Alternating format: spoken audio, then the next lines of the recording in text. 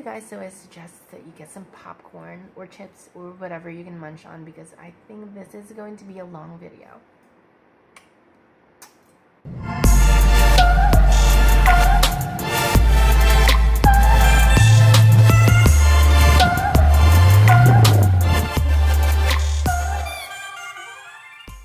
Welcome back to my YouTube channel, and for those who are new, welcome. So yes, I will go straight to the point and say I am a transgender woman. And yeah, some of you might have already noticed that, and some of you haven't. And yes, that is what I am, but I don't think that's the entirety of me. But you know, I just thought it would be nice to say and to tell people, so that, you know, hopefully I would be able to help others and share what I know to other trans women.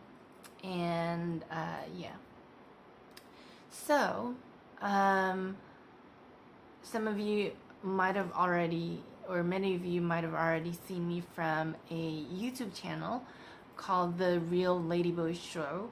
It's hosted by David Bonney, and I guess that they're, I think about 2 years back. Yeah, it might have been 2 years back, and I'm actually wearing the same dress or top. Well, it's actually a dress, but it's too short for me, so I've always been wearing this as a top.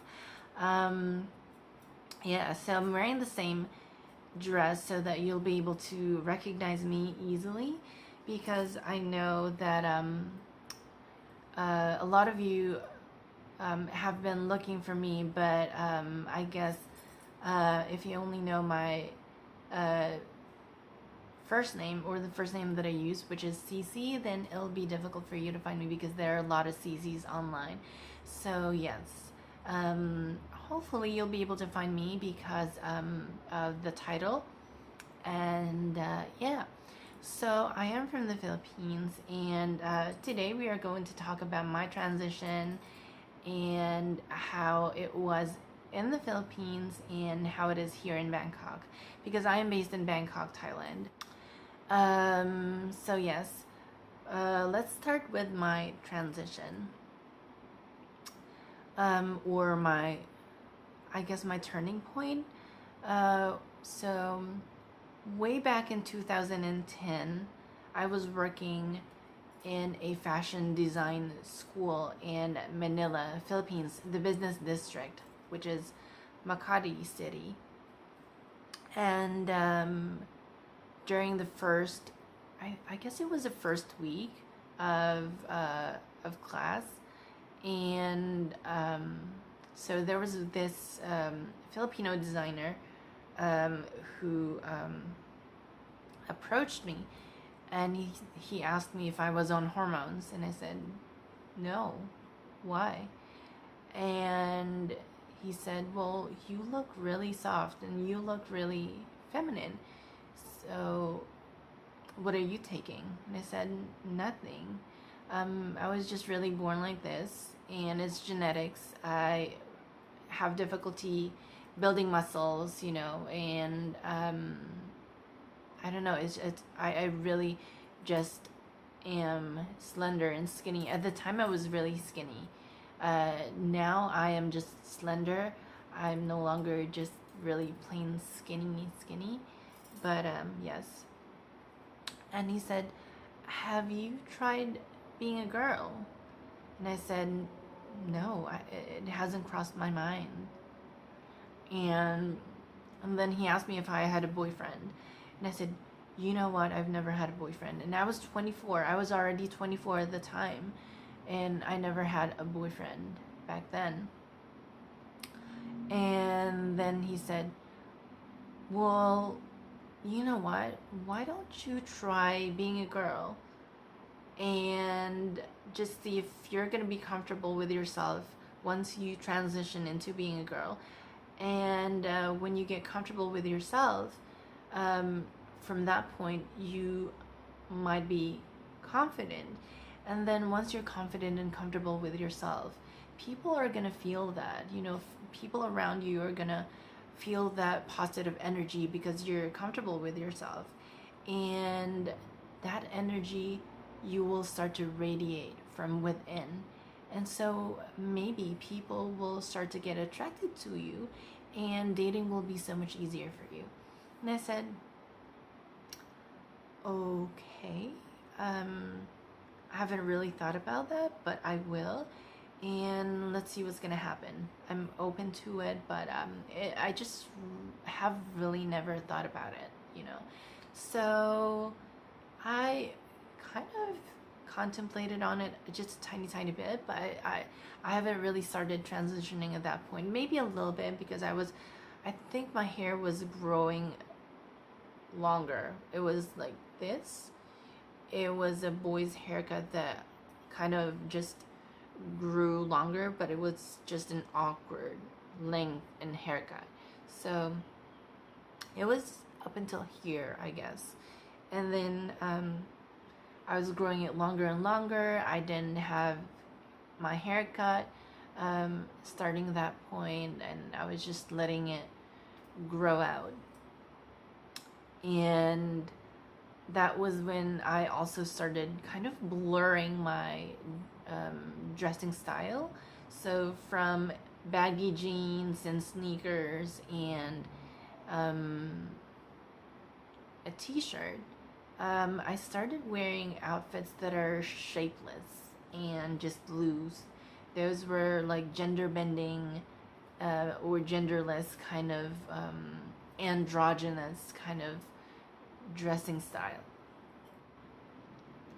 So that little moment with that fashion designer was like half of my transition. The other half came a few months later. So I was still working at that school, and we had a photo shoot, and the stylist brought out the shoes for the female model, and I just noticed this pair of black stilettos, and they looked very sexy. It was just that very simple, classic black stilettos. And I was like, can I try them on? I really wanted to try them on. It was like they were calling me. And he said, sure, they're your size anyway, so go ahead. And the moment that I slipped into those black stilettos, I was like, oh my God. And I said to myself, I feel like this is me.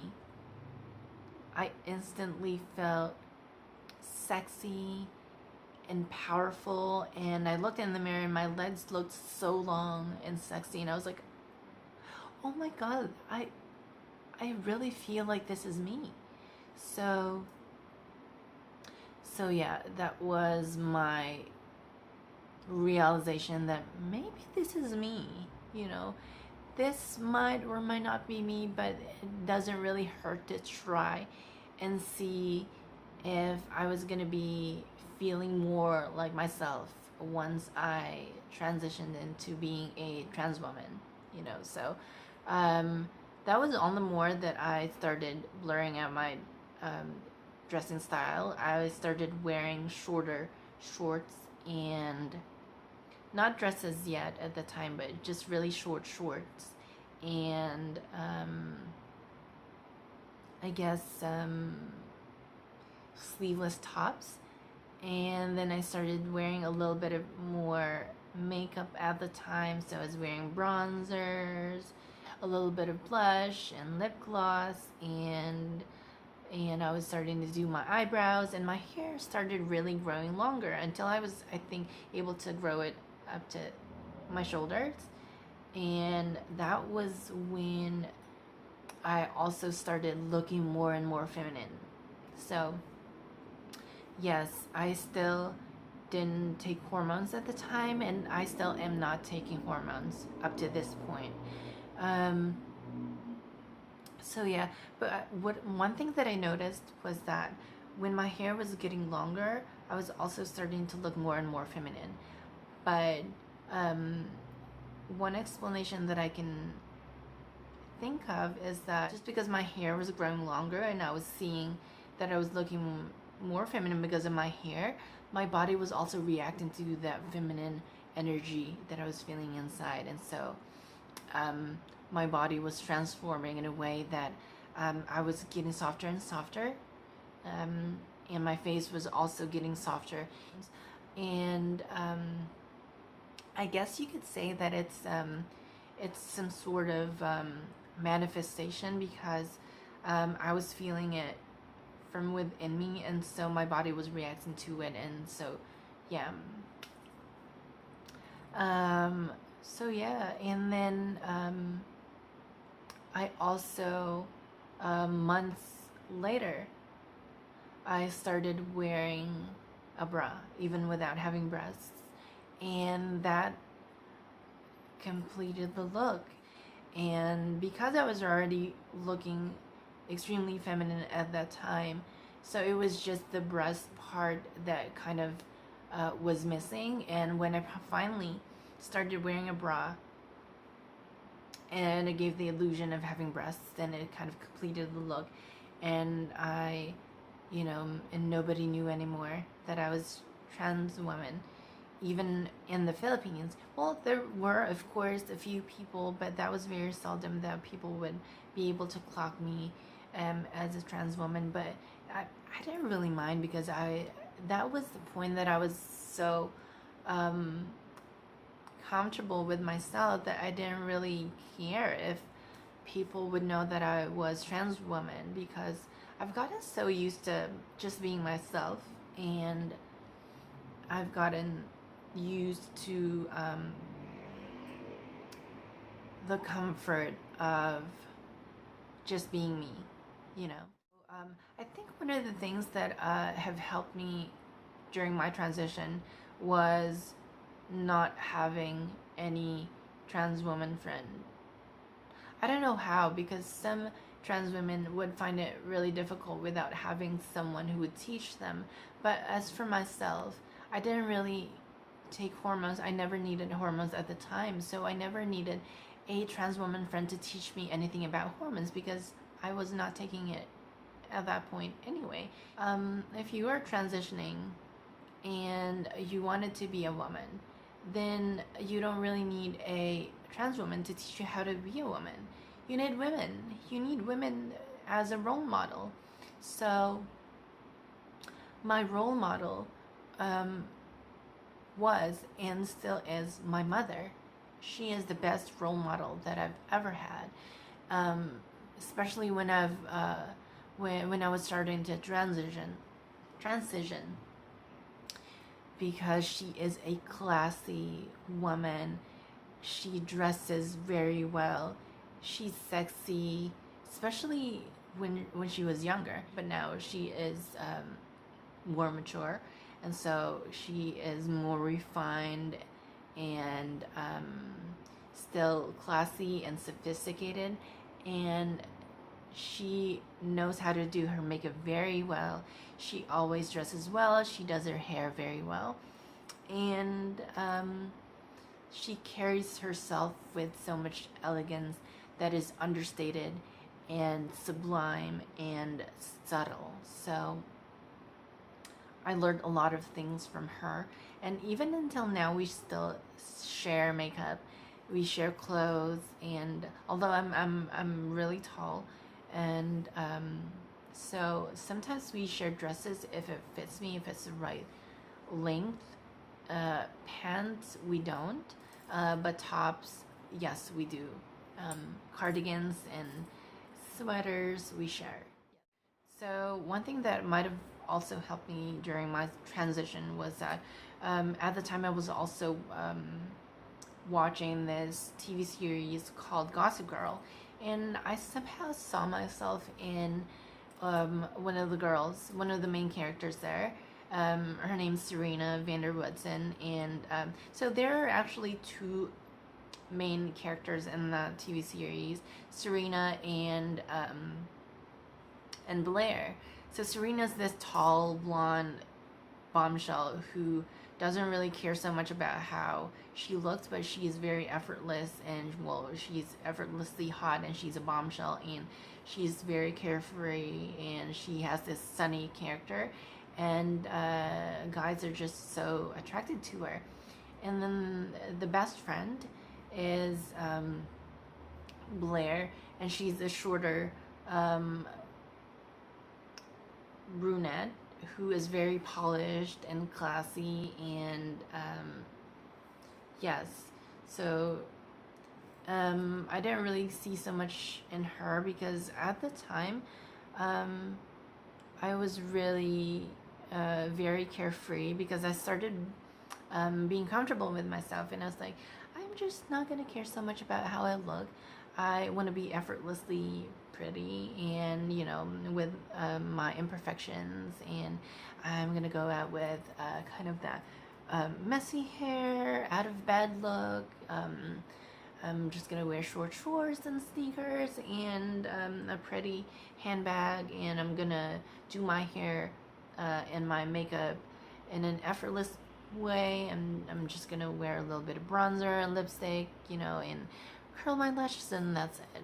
And the kind of vibe that I was emulating at the time was that Serena van der Woodsen bombshell, effortless vibe. And even until now, I've always, you know, liked that look, and I will always gravitate towards that kind of aesthetic and vibe. And so yeah, and so yeah, and I think this is getting longer and longer.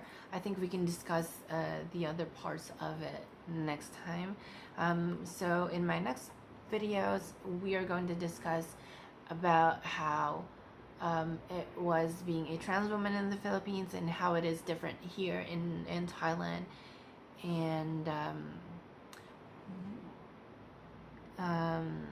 about me not taking hormones, and how I've gotten to look like this without hormones, and other things that would help you look more and more feminine.